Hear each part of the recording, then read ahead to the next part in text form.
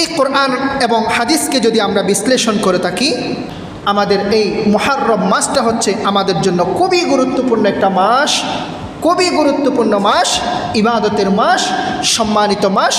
সমস্ত খারাপ কাজ থেকে বিরত থেকে আল্লাহ সুবহানাহু ওয়া তাআলার ইবাদতের প্রতি আমাদেরকে আত্মনিয়োগ করার মাসের মধ্যে অন্যতম মাস হচ্ছে মুহররমুল হারাম মাস। অপরূপ মিডিয়া, ইসলামের আলোয় আলোকিত হোক আপনার জীবন। সম্মানিত মুসল্লিয়ান ইকরাম, আজকে আমাদের জুমার আলোচনার বিষয়বস্তু আমরা নির্ধারণ করেছি মুহররম মাস তথা আশুরা, ফজিলত এবং আমল সম্পর্কে। আমরা অবশ্যই অবগত আছি, আমরা আরবি মাসের প্রথম মাসেই আমরা পদার্পণ করেছি তথা মুহররম মাসেই আমরা পদার্পণ করেছি। আজকে হচ্ছে মুহররম মাসের প্রথম জুমা, সেজন্য সমসাময়িক হিসেবে আজকে এই বিষয়টা আমরা সিলেকশন করেছি। এই বিষয়ের উপর কোরআন হাদিস থেকে আলোচনার জন্য পবিত্র কোরআনের অজস্র আয়াত থেকে কয়েকটি আয়াত আপনাদের সামনে তিলাওয়াত করেছি। রসুল আকরম সাল্লাল্লাহু আলাইহি ওয়াসাল্লামের অজস্র আহাদিসে মুবারকা থেকে কিছু হাদিসের টুকরো আপনাদের সামনে পেশ করেছি। এই উল্লেখিত কোরআনের আয়াত এবং হাদিসকে সামনে রেখে আপনাদের সামনে আল্লাহ সুবহানাহু ওয়া তাআলা আমাকে অল্প সময়ে কয়েকটি অর্থবহ কথা উপস্থাপন করার তৌফিক দান করুন। আপনাদেরকে ইখলাসের সাথে আমলের নিয়তে সেই কথাগুলো শুনে আমল করার তৌফিক দান করুন। ওয়া মা তাওফীকি ইল্লা বিল্লাহ আলাইহি তাওয়াক্কালতু ওয়া ইলাইহি উনীব। সম্মানিত মুসল্লিয়ান ইকরাম, আমরা আরবি মাসের প্রথম মাস যেটা আছে মুহররমুল হারামে আমরা পদার্পণ করেছি। এই মাসটা হচ্ছে হিজরির গণনার একেবারে প্রথম মাস।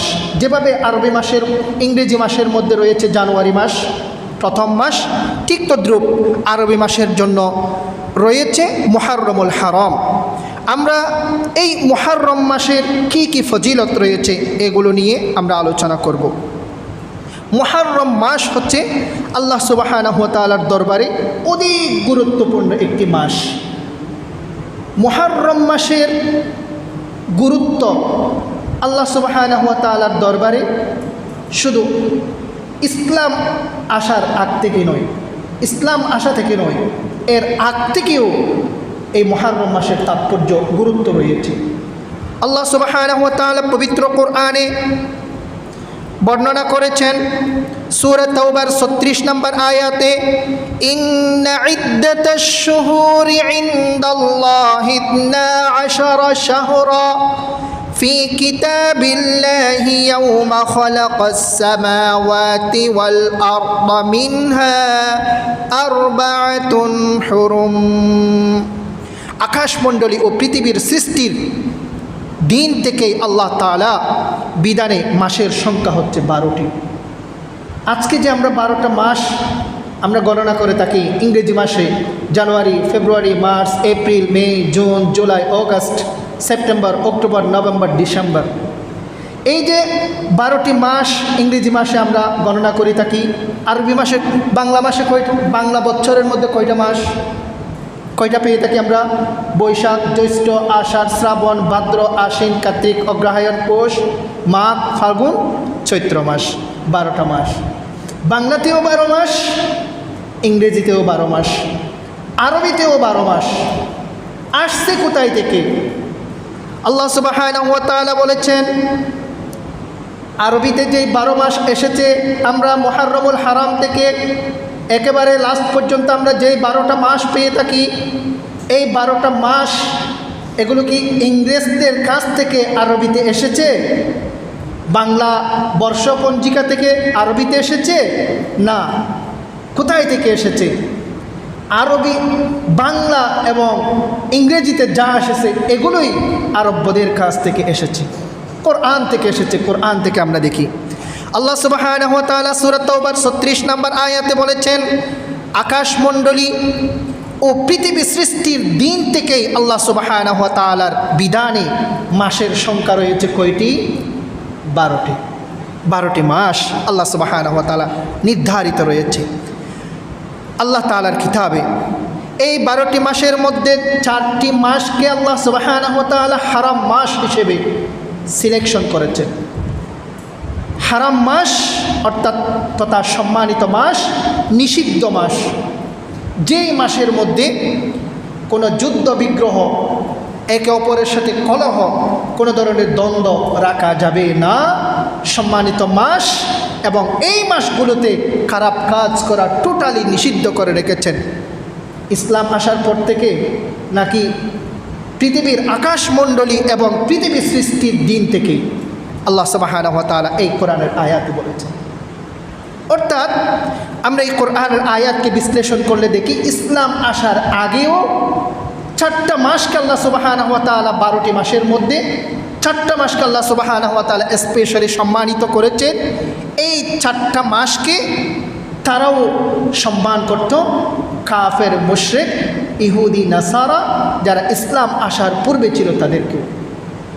অনুরূপভাবে আল্লাহ সুবহানাহু ওয়া তাআলা পবিত্র কোরআনে আয়াত নাজিল করে আমাদের মুসলিম জাতির জন্য পবিত্র কোরআনে এটাই ঘোষণা করেছেন, এই 4টা মাস হচ্ছে নিষিদ্ধ, খারাপ কাজ করা যাবে না, কোনো ধরনের যুদ্ধ বিগ্রহ এই মাসগুলোতে করা যাবে না।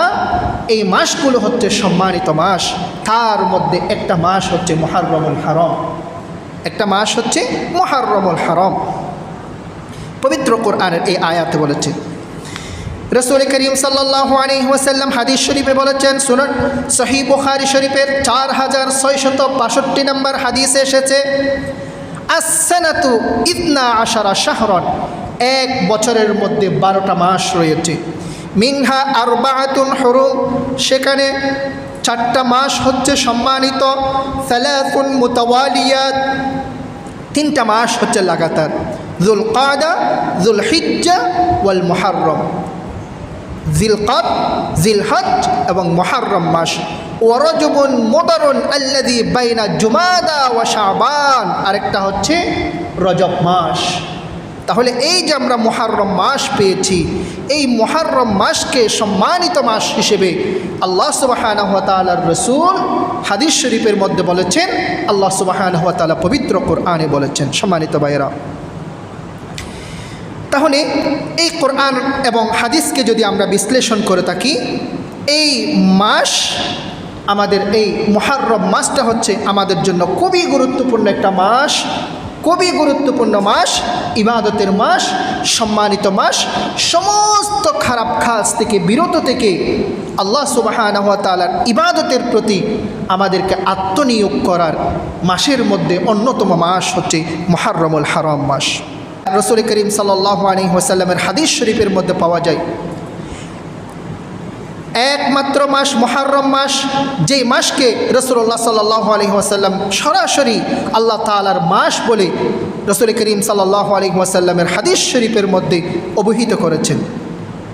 হযরত আবু হুরায়রা রাদিয়াল্লাহু তাআলা আনহু থেকে বর্ণিত, রাসূল করিম সাল্লাল্লাহু আলাইহি ওয়াসাল্লামের হাদিস শরীফে এসেছেন, হাদিসের ব্যাখ্যায় ইমাম ইবনু রজব রাহিমাহুল্লাহ বলেছেন, কদ সুম্মিয়ান নবী সাল্লাল্লাহু আলাইহি ওয়াসাল্লাম আল মুহাররমা শাহরুল্লাহি ওয়া ইদাফাতুহু ইলাল্লাহি তাদুল্লু আলা শারাফিহি ওয়া ফাদলিহি। নবী করিম সাল্লাল্লাহু আলাইহি ওয়াসাল্লাম মুহাররম মাসকে আল্লাহ সুবহানাহু ওয়া তাআলার মাস শাহরুল্লাহি আযজা ওয়া জাল্লা বলে নামকরণ করেছেন, অভিহিত করেছেন। সুবহানাল্লাহি ওয়া বিহামদি। 3 নম্বরে, এই মাসের নামটি কেবল ইসলামী নাম। আল্লাহ সুবহানাহু ওয়া তাআলা মুহাররম মাস নামটাই আল্লাহ সুবহানাহু ওয়া তাআলা মুহাররম মাস হিসেবে নামকরণ করেছেন। 4 নম্বরে, নফল রোজার জন্য উত্তম মাসগুলোর মধ্যে একটি মাস হচ্ছে এই মুহাররমুল হারাম। আল্লাহ রাসূল সাল্লাল্লাহু আলাইহি ওয়াসাল্লাম হাদিস শরীফে বলেছেন, হযরত আবু হুরায়রা রাদিয়াল্লাহু তাআলা আনহু থেকে বর্ণিত, قال رسول الله صلى الله عليه وسلم أفضل الصيام بعد رمضان شهر الله المحرم وأفضل الصلاة بعد الفريضة صلاة الليل। সহিহ মুসলিম শরীফের 1163 নম্বর হাদিস শরীফে এসেছেন, আফদলুস সিয়ামি বাদা রমাদান, রমাদানের পরে রোজার জন্য, হোলি ফাস্টিংয়ের জন্য সবচেয়ে উত্তম মাস হচ্ছে মুহররম মাস। সহিহ মুসলিম শরীফের হাদিস, শাহরুল্লাহ আল মুহররম, আল্লাহর মাস, মুহররমুল হারাম মাস। ওয়া আফদালুস সালাতি বাদাল ফরিয়দাতি, যেমন ফরজ নামাজের পরে আল্লাহ সুবহানাহু ওয়া তাআলার কাছে উত্তম সালাত হচ্ছে কোন সালাত? সালাতুল লাইল, অর্থাৎ মধ্য রজনীতে আমরা যেই নফল নামাজ পড়ে থাকি আল্লাহকে সন্তুষ্ট করার জন্য, আল্লাহ সুবহানাহু ওয়া তাআলার নৈকট্য অর্জনের জন্য আমরা যে সালাত আদায় করে থাকি তথা তাহাজ্জুদ। এই তাহাজ্জুদ হচ্ছে ফরজ নামাজের পরে আল্লাহ সুবহানাহু ওয়া তাআলার কাছে সবচেয়ে উত্তম সালাত। যেমন ফরজ রোজার পরে আল্লাহ সুবহানাহু ওয়া তাআলার কাছে সবচেয়ে উত্তম রোজা হচ্ছে এই মাসের রোজা রাখা, নফল রোজা রাখা। আল্লাহ পাক আমাদের সবাইকে আমল করার তৌফিক দান করুন, বলি আমিন। রমাদানের পরে এটি হচ্ছে সর্বশ্রেষ্ঠ মাস, পবিত্র রমজান মাসের পর এই মাসের মর্যাদা আল্লাহ সুবহানাহু ওয়া তাআলার নিকট সবচেয়ে বেশি মুহররমুল হারাম, এই মুহররম মাসের। হাদিস শরীফে আল্লাহ রাসূল সাল্লাল্লাহু আলাইহি ওয়াসাল্লাম বলেছেন, খায়রুল লাইলি জাওফুহু ওয়া আফদালুল আশহুরি শাহরুল্লাহি আল্লাযী তাদউনাহু আল মুহররম। আল্লাহ সুবহানাহু ওয়া তাআলা আমাদেরকে পুরো রাত একটা রজনী দেয়। রাত একেবারে মাগরিবের পর থেকে ফজরের আজান পর্যন্ত হচ্ছে রাত। এই রাতের মধ্যে কোন টাইমটা, কোন সময়টা, মুহূর্তটা আমাদের জন্য গুরুত্বপূর্ণ, বেশি গুরুত্বপূর্ণ?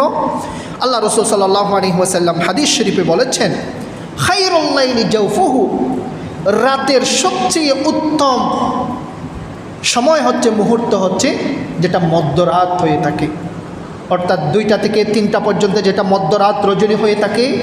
যেই রাতে উঠে আমরা সবাই আল্লাহ সুবহানাহু ওয়া তাআলার ইবাদতের জন্য আমরা মগ্ন হই, আরামের ঘুমকে আমরা, আরামের বিছনাকে আমরা বাদ দিয়ে উঠে আমরা সবাই জিকির করি। কি? সবাই বলি লা ইলাহা ইল্লাল্লাহ, আরো জোরে লা ইলাহা ইল্লাল্লাহ, লা ইলাহা ইল্লাল্লাহ,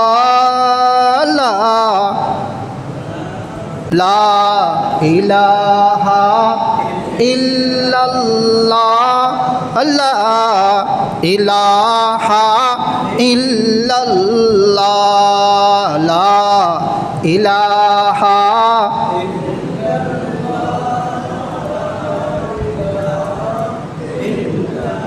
মাহে রমাদানে, রমজান মাসে আমরা সেহরির আগ মুহূর্তে আগে উঠে আমরা 2 রাকাত নামাজ পড়তাম, মনে আছে? আমরা পড়ি মুরব্বীরা। এই যে 2 রাকাত আমরা নামাজ পড়ি, এটা হচ্ছে কি খায়রুল লাইল, রাতের মধ্য মুহূর্ত, যেই মুহূর্তটাকে আল্লাহর রাসূল সাল্লাল্লাহু আলাইহি ওয়াসাল্লাম বলেছেন রাতের সবচেয়ে গুরুত্বপূর্ণ উত্তম সময়, এবং সেই সময়ের যে নামাজ আছে সেটাই ফরজ সালাতের পরে আল্লাহ সুবহানাহু ওয়া তাআলার দরবারে সবচেয়ে বেশি গুরুত্বপূর্ণ, মর্যাদাবান। সুবহানাল্লাহি ওয়া বিহামদিহি। খায়রুল লাইলি জাওফুহু ওয়া আফজালুল আশহুরি শাহরুল্লাহ, এবং আল্লাহ সুবহানাহু ওয়া তাআলার কাছে 12টি মাসের মধ্যে উত্তম মাস হচ্ছে শাহরুল্লাহ, আল্লাহর মাস, আল্লাযী তাদউনাহু আল মুহররম, যেই মাসটাকে আমরা মুহররম মাস বলে আমরা ডেকে থাকি। আমরা ডাকি কি মাস দিয়ে? মুহররম মাস দিয়ে।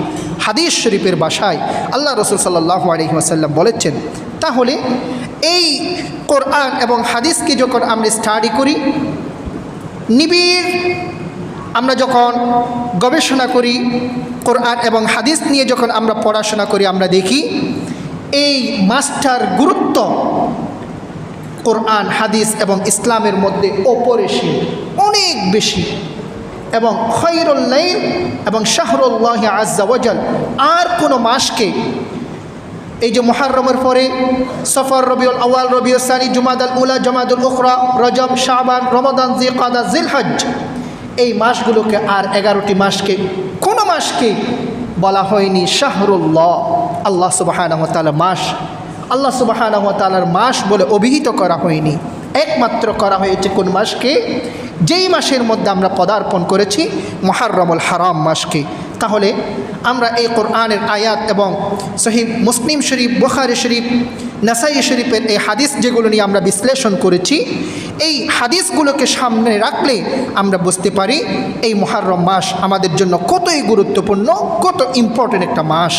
সম্মানিত ভাইয়েরা, তাহলে এই মুহররম মাস যেহেতু এত গুরুত্বপূর্ণ, এই মুহররম মাসে আমাদেরকে এক্সট্রা কিছু কাজ, আমল আমাদেরকে করতেই হবে। কারণ আমল যদি না করি তাহলে আমাদের জীবন, আল্লাহ সুবহানাহু ওয়া তাআলা যে জীবন দিয়েছেন সেই জীবনটা অর্থবহ হবে না। এই দুনিয়াতে আমরা এসেছি সাময়িকের জন্য। এই দুনিয়া থেকে আমরা যাই করি না কেন সবগুলো হচ্ছে দুনিয়ার ইহকাল 60 থেকে 70 বছর বয়সের মধ্যে। সব কিছু ছেড়ে দিয়ে রিক্ত হস্তে, খালি হাতে এই পৃথিবী থেকে বিদায় নিয়ে আমাদেরকে যেতে হবে। যাওয়ার সময় পৃথিবীতে এত কিছু অর্জন করেছি, আমার খ্যাতি, আমার খেতাব, খ্যাতি, উপাধি, লকব আগে পিছে অনেক রয়েছে। আমি পৃথিবীর মধ্যে অনেক কিছু করেছি। কত আমরা করলে কত কিছু করতে পারবো, কতটুকু করতে পারবো? পুরো পৃথিবীর শাসক আমরা হতে পারবো না? পারবো না। পুরো পৃথিবী শাসন করেছেন এই রকম শাসক এই পৃথিবী থেকে অতিবাহিত হয়ে গেছেন কয়জন? 4 জন। পুরো পৃথিবীকে শাসন করেছেন। হযরত সুলাইমান আলাইহিস সালাম পুরো পৃথিবীকে শাসন করেছেন। হাজার হাজার যে পৃথিবীর মধ্যে ভাষা আছে, শুধু মানব জাতির 2500 ভাষা বুঝতেন নয়, এবং পশু পাখি জীব জন্তু জিন্নাতের যেই ভাষা আছে, এই সব পশু পাখি জীব জন্তুর ভাষাও বুঝতেন আমাদের নবী হযরত সুলাইমান আলাইহিস সালাম। সম্মানিত ভাইয়েরা, পুরো পৃথিবীকে শাসন করেছেন এক বাদশাহ, যিনি পুরো পৃথিবী শাসন করে গিয়েছেন। দুনিয়া থেকে বিদায় নিয়ে যাওয়ার সময় ওসিয়ত করে গিয়েছেন উত্তরসূরিদেরকে, প্রজাদেরকে, সমাজের, এলাকার, রাষ্ট্রের লোকদেরকে। আল্লাহ সুবহানাহু ওয়া তাআলার এই বান্দা ওসিয়ত করে গিয়েছেন যে আমি যখন দুনিয়া থেকে বিদায় নেব, দুনিয়া থেকে যখন বিদায় নেব, আমাকে গোসল করানোর পরে যখন 3.5 হাত কাপড় পরিধান করাবা, উপরে একটা গিট, মাঝখানে একটা গিট এবং পায়ের নিচে যখন একটা গিট, 3টা গিট দিয়ে যখন আমাকে 3.5 হাত কাপড় পরিধান করাবা, আমার এই 2 হাতটা কাফনের ভিতরে ঢুকাই রাখবা না, কাফনের ভিতর থেকে একটু বের করে দেবা। কারণ কি? কারণ পুরো পৃথিবীর মানুষ যাতে জানে, তাদের কাছে বার্তা পৌঁছিয়ে দেওয়া যে আমি পুরো পৃথিবী শাসন করেছি, আমি পুরো পৃথিবীর শাসক হয়ে, বাদশা হয়েও এই পৃথিবী থেকে যাওয়ার সময় একটা টাকা, একটা অর্থ, একটা সম্পদ, একটা সম্মান, মর্যাদা, কোনো লকব, খিতাব আমি দুনিয়া থেকে কবরে যাওয়ার সময় নিতে পেরেছি? পারি নাই। यही है दुनिया। যখন বাইরের নিঃশ্বাস ভিতরে ঢুকবে না, ভিতরের নিঃশ্বাস বাইরে আসবে না। আমাদের কত আজকে লকব রয়েছে, হাফেজ, মৌলানা, doctor, engineer, architecture, doctor, PhD holder, অনেক লকব হয়েছে না? কিন্তু একটা লকবও এই দিন কাজে আসবে না। বলবেন কি? আব্দুর রহমানের লাশ। আরেকটা লকব, উপাধি, আমরা যাদের জন্য এই দুনিয়ার সব কিছু ত্যাগ দিয়ে আমরা যাদের জন্য দুনিয়ার মধ্যে সবচেয়ে বেশি আমরা সময় দিয়েছি, গুরুত্ব দিয়েছি, আমাদের ছেলে মেয়ে, সন্তান, পরিবার, পরিজন, সমাজ, তারাই আমাদের নামের পাশে লাগিয়ে দেবে আরেকটা লকব, উপাধি, সেটা হচ্ছে কি? লাশ। আব্দুর রহমানের লাশ। ইন্না লিল্লাহি ওয়া ইন্না ইলাইহি রাজিউন। আনন্দ দ্বারা আবাসিকের অমুক মরহুম আব্দুর রহমান সাহেব আজকে দুনিয়া থেকে বিদায় নিয়ে গেলেন। ইন্না লিল্লাহি ওয়া ইন্না ইলাইহি রাজিউন।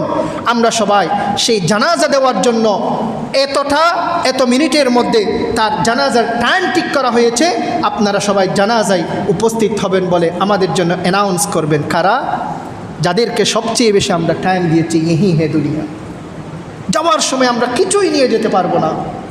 দুনিয়াতে যাই অর্জন সব কিছুই রেখেই আমাদেরকে চলে যেতে হবে আল্লাহ সুবহানাহু ওয়া তাআলা যখন ডাক দেবেন।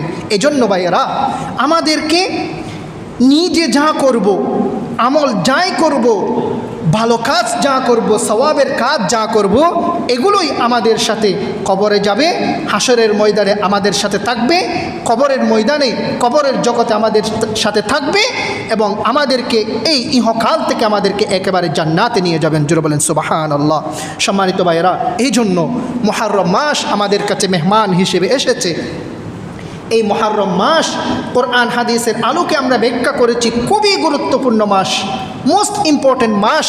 আল্লাহ সুবহানাহু ওয়া তাআলা নিজেই বলেছেন পবিত্র কোরআনের মধ্যে, রাসূল করিম সাল্লাল্লাহু আলাইহি ওয়াসাল্লাম হাদিস শরীফে বলেছেন এই মাসের মধ্যে আমাদেরকে বেশি বেশি আমল করতে হবে। কি আমল নিয়ে আমাদের জীবনকে আমরা আলোকিত করব? আমাদের 24 ঘন্টা আল্লাহ পাক যে আমাদেরকে হায়াত দিয়েছেন, এই হায়াতকে আমরা কি আমল দিয়ে আমরা আলোকিত করব, আমাদের জানা আগ্রহ আছে কিনা, দরকার আছে কিনা? 1 নম্বরে, মুহররম মাস যখন আমাদের কাছেও আসবে তখন আমরা নতুন বছরের একটা দোয়া পড়ব। নতুন চাঁদ দেখলে আমরা একটা দোয়া পড়ি, সবাই আমার সাথে সাথে বলেন, আল্লাহুম্মা আহিল্লাহু আলাইনা বিল ইয়ুমনি, আল্লাহুম্মা আহিল্লাহু আলাইনা বিল ইয়ুমনি ওয়াল ঈমানি ওয়াস সালামাতি ওয়াল ইসলাম রব্বি ওয়া রব্বুকাল্লাহ। হে আল্লাহ, আমাদের জন্য এই চারটিকে নিরাপদ, ঈমান এবং নিরাপত্তা ও শান্তির বাহন হিসেবে উদিত করো। সুবহানাল্লাহি ওয়া বিহামদিহি। যখন নতুন চাঁদ দেখবেন, একটা মাসের যখন নতুন চাঁদ আমরা যখন দেখব, তখন আমাদেরকে এই দোয়াটা পড়তে হবে, আল্লাহুম্মা আহিল্লাহু আলাইনা বিল ইয়ুমনি ওয়াল ঈমানি ওয়াস সালামাতি ওয়াল ইসলাম রব্বি ওয়া রব্বুকাল্লাহ। হে নতুন চাঁদ, আল্লাহ তাআলা আমারও প্রভু, তোমারও প্রভু। সুবহানাল্লাহি ওয়া বিহামদিহি। তখন আল্লাহ পাক এই মাসটাকে আমাদের জন্য একেবারে আমাদের জন্য কল্যাণে, মঙ্গলে, বরকতে আমাদেরকে এই মাসটা আল্লাহ পাক ভরপুর করে দেবেন। জোরে বলেন সুবহানাল্লাহি ওয়া বিহামদিহি। 2 নম্বরে আমরা তাওবা এবং ইস্তিগফার করব। এই মাস মুহররম মাসে আমরা বেশি বেশি কি করব? তাওবা এবং ইস্তিগফার আমরা করব। আমরা আর 11টি মাসের মধ্যে আমাদেরকে যে গুনাহগুলো হয়েছে, আমরা মাহে রমজানের মধ্যে ইবাদত করেছি, গুনাহ ক্ষমা করেছি, ক্ষমা চেয়েছি, আল্লাহ পাক মাফ করে দিয়েছেন।